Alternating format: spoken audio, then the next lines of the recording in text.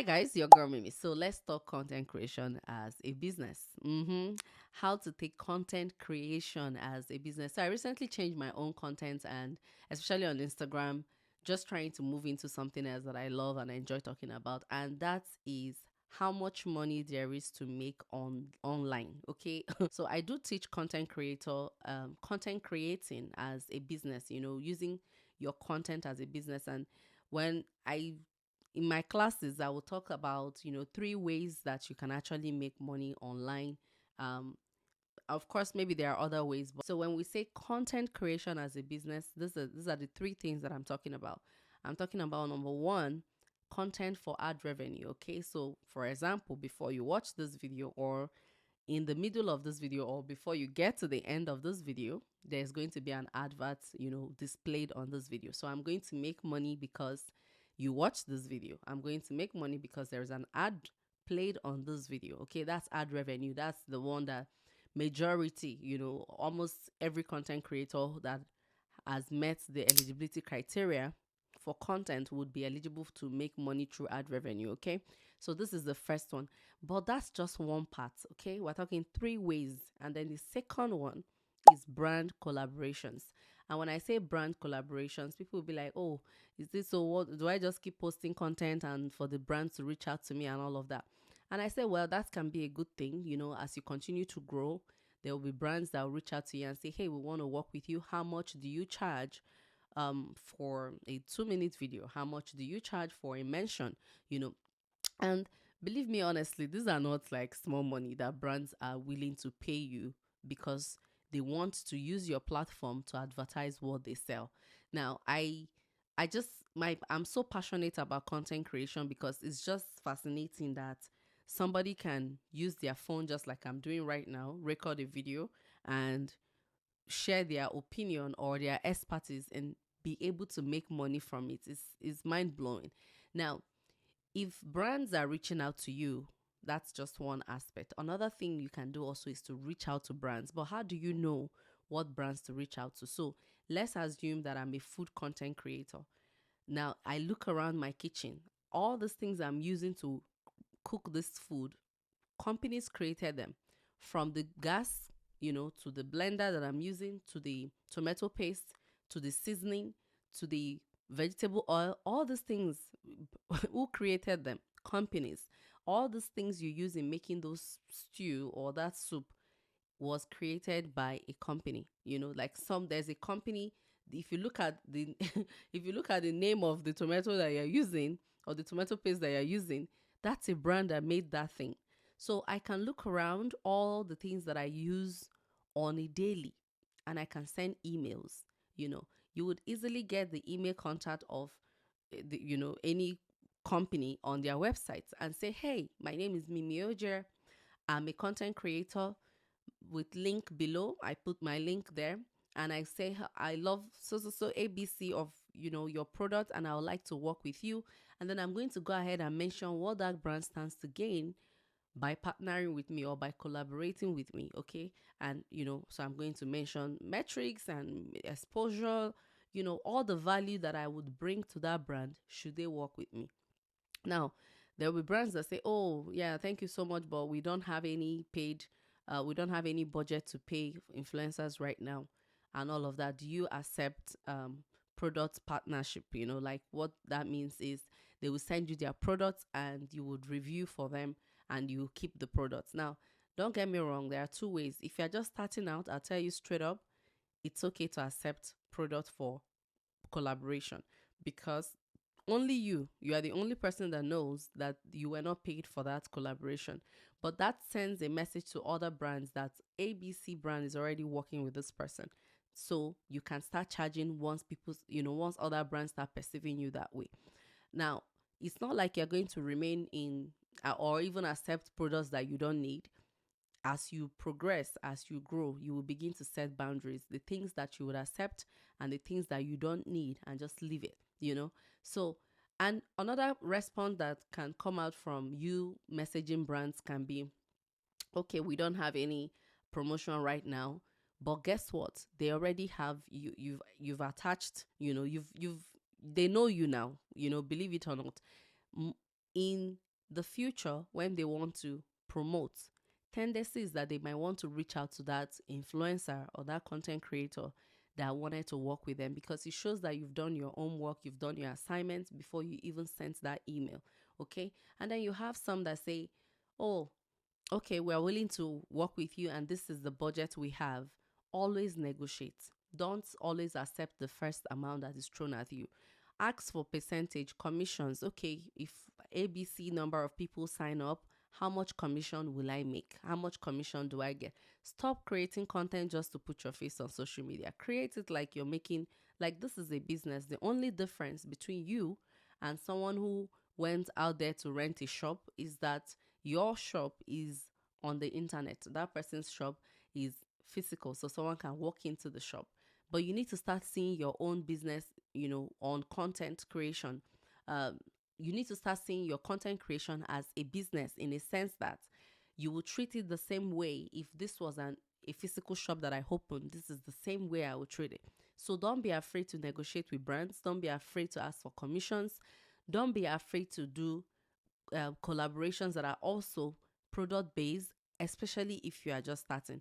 Don't also be too quick to put an amount that that big influencers are the one asking for this amount, but because I don't want to ask for a small amount, I then, if I just have 5,000 followers and my views are not that great, be realistic with where you are and don't try to charge like you are some big creator already, and you will see the difference. Okay, so that's the second way. I said the first one is ad revenue, the second way is collaboration with brands. Either they reach out to you or you reach out to them, and you can know your brand based on your niche by saying, I use food. If I'm a food creator, I'm going to look for tomato paste company, all this company that does blender, butchie mix, all these people that I can look around my kitchen, the pots, the company that made these pots that I'm using, and say, hey, I would like to collaborate and I would like to work with you. Those are the companies that I will look, to get in contact with. For example, I started making content on social media, especially on Instagram, because I have two niche that I actually do. And on Instagram is about AI and digital marketing and all these fascinating things. Of course, I'm going to look out for companies who are, rolling out new AI tools and all these other tools that can help our life easier in 2024 and beyond. And I want to collaborate with them, and I message them, and luckily for me, some of them also message me. So always collaborate with brands. Don't just focus on ad revenue as your major source of income as a content creator. Now, the third one is you offering back a product or a service to your followers. Now, let me tell you something. Followers don't turn into money. They are not going to wake up overnight and just become cash. The only way, first of all, people follow you because they found value in what you're sharing. And the second thing you want to do is to offer back a product or a service. Now, I'm not telling you to just cook up any product or service and throw to your followers just because it's the third way to make money, but I'm saying look within that niche of what you do. For example, I do offer coaching and I do group classes, on how to create content and take content creation as a business. So I'm offering back my expertise to my followers. Should somebody say, hey, maybe I would like to learn how to create content, how you are doing what you are doing, I offer that back as a service. I also have an ebook that I sell, on my platform. I think it's only on Instagram, the link there. But I'm just using that as an example of a product and a service. So my service is me offering back that I do coaching, and my product is offering back an ebook, documenting all the things that I know about content creation, and then putting it for anybody who finds value in what I share to patronize. So yours might be different, okay? Maybe yours is a recipe book if you're a food creator. Maybe yours is consultations. Maybe yours is, offering even selling a product. Imagine if I was a fashion designer and I made this dress that I'm wearing, and I make a content about it, and someone say, hey, I love that dress. Do you have it in size ABC? And I say, yes. The person pays for the dress, I make the dress and I send it. I've offered back a product, to my audience. And that brings me to my last point, which is find a platform like Stanstore or Seller.co to list your expertise. Don't look at yourself as someone who does not have anything that somebody else can pay for. There is something you know how to do. If it's a physical product, like I mentioned for the example of the dress, you can put this on seller. There is a physical um, product there that you can link an image of the dress you made, put it out there, and people, while you are sleeping, somebody can go there and click and pay for something, and you use all this platform. Their free version is like free forever. You start to build your own brand gradually like that. Stand store, for example, those of us who are creators, you want to host webinars, you want to host a course, you want to sell ebook, you want to, the way these online tools like Stand Store or Seller, they make it so easy for creators to be able to monetize their brains because that's what I call it. It's so amazing, and I don't see why you shouldn't be taking advantage. So I have a lot of content creator friends, and I also know those who are taking content creation as a business, and when I see them, I'm just marveled. And I've also seen a lot of people who are just creating the content maybe for popularity. You want people to know you as you pass on the street. Everybody say, hey, it's okay. But I'm saying that there is more to being online. There, you have way more to gain if you take content creation as a business, by first, yes, I need ad revenue, meaning I'm going to create videos and you need to be consistent with that video. We're talking nothing less than 3 times a week, especially if you're just starting content, and you need to niche down, niche down, niche down. Don't be everywhere. It doesn't work. I've tried to um, manage or add something to my content to, make it just does not work. If you're a food creator, be a food creator. If you're tech review, be tech review. If you want to create content about finance, create content about finance. If it's about beauty and fashion, create content about beauty and fashion. If it's a family channel, let it just be about family channel. Don't try to be a content creator who is doing finance, but then you want to add gossip to it, So something is trending, you want to bring that trending topic to it because this thing is trending. If I add it to you, I will have more view. First of all, you discourage brands to work with you because they don't know where you stand. Your page is like your resume. Okay, so whenever a company reach out to me and they say they want to work with me, if I'm confessing right now, I have not personally reached out to any brand and say I would like to work with you. And by God's grace, I've worked with quite a lot of brands, especially on Instagram, But I say that they reach out because when they go through the entire page, my old page is just about one idea, about one niche, okay? I'm not trying to bring my family into my content. You don't see me post my shoes or the food that I just cooked. It's okay, it can be a content, but if it's not your content, don't add it, if that makes sense. Okay, anything that has nothing to do with the brand you are building on social media, don't bring it there. So you have like 100 pairs of shoes, okay, makes sense. If you're not creating content about fashion and get ready with me and lifestyle, what is your shoe doing with AI tools, for example? It doesn't make sense. So if you're a tech review, niche down to just reviewing tech products. If you're a finance person, if you're a real estate, if I were you, before I even start creating content, I'm going to do something that I call, I'll go on ChatGPT and tell ChatGPT to give me top 15 highest paying niche on platforms like YouTube. And I'll look at those top 15 first because CPMs and RPMs are a big deal. Every content don't pay you the same amount of money, right? So you have content that would give you maybe $8 per 1,000 view, and you're going to get another content that is going to give you that's just going to give you maybe $2 per 1,000 view. Same energy, same time, same thing that you are using. You've used the same amount of energy that you could have used to create content that will give you 8 or 20 or even $15 per 1,000 view to create something that will give you $2. A story can even, you can make a video and it will go, you have a lot of view, but you didn't necessarily make a lot of money, from that video.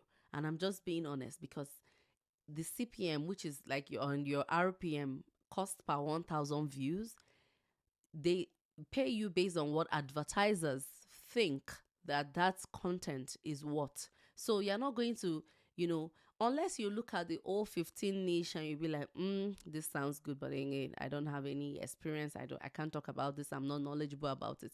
And that brings me to, even though I've actually gotten to the end of the video, but that brings me to the point of, if you don't know, if you're not knowledgeable about a particular niche, even if it pays high, just leave it alone.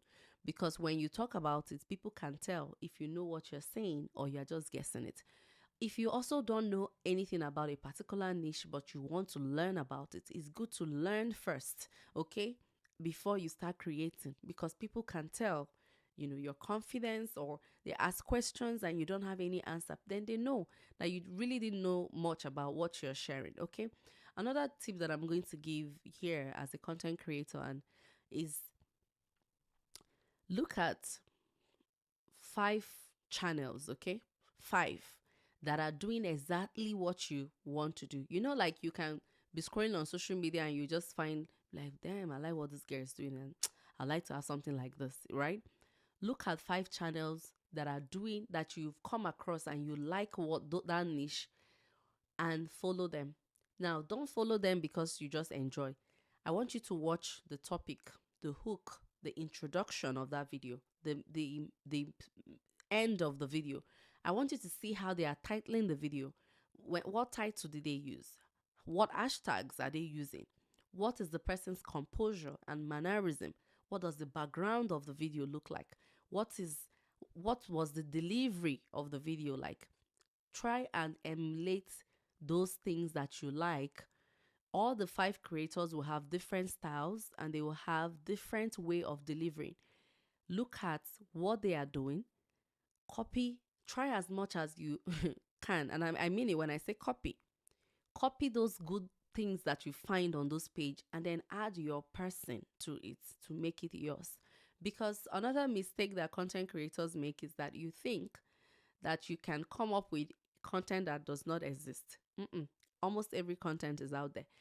And somebody will say, but this person is already making videos like this. There's no content you want to make now that someone is not already making. Your crowd will just come. Your crowd will be your crowd. Some people will navigate to you because they just feel like they can connect with you. Some people will feel like, I just like the way this person talks. So don't say because someone else. Do you know how many food content creators we have? Does it mean that people are not watching? Do you know how many tech review? If a new iPhone should drop right now, there'll be so many tech review guys that will pick that same phone and review what they like about it and talk about things they probably don't like about it. And guess what? All those videos will still have views. So don't say, this niche is, if it's oversaturated, look for an angle that, when you watch those people, like, okay, this content is great, but I wish this lady is doing it this way. That is your cue. That is what you need to be doing, okay? I've seen all those videos of, make $500,000 a day, or make $2,500 a month doing watching videos or doing all these things. And I found a lady that is now, she watched those things and then she tries it, and if it doesn't work, she comes and make a video that this does not work, and that becomes a niche. So niche down, follow content creators that are doing it like a business, and try to create a unique brand for yourself. Have online presence that you can monetize. Use seller, use stand store, put out, document the things as you go. Write an ebook. You don't need to ship it to anybody. Somebody pays, they download it. These are the various ways that you can actually use content creation, or you can turn your content into a business, okay? And as time goes, you can decide to put a course out there, Don't say all this, all of them are just selling courses. It's because they are selling. That's why they are selling it. But you can either be on the side that is complaining that all these content creators are just selling courses, or you can actually be on the part that is actually making money because you are monetizing your knowledge, if that makes sense. I'm really just passionate about, because I've been on this space for quite some time, and I know the difference when I started taking it serious, when I started taking it like a business, when I started removing things that are not necessary. That's why when I go on vacation, it's my vacation. That's not my niche. If my niche was family channel, maybe I'll put all of that there, but it's really not what my channel is about. And immediately I started niching down.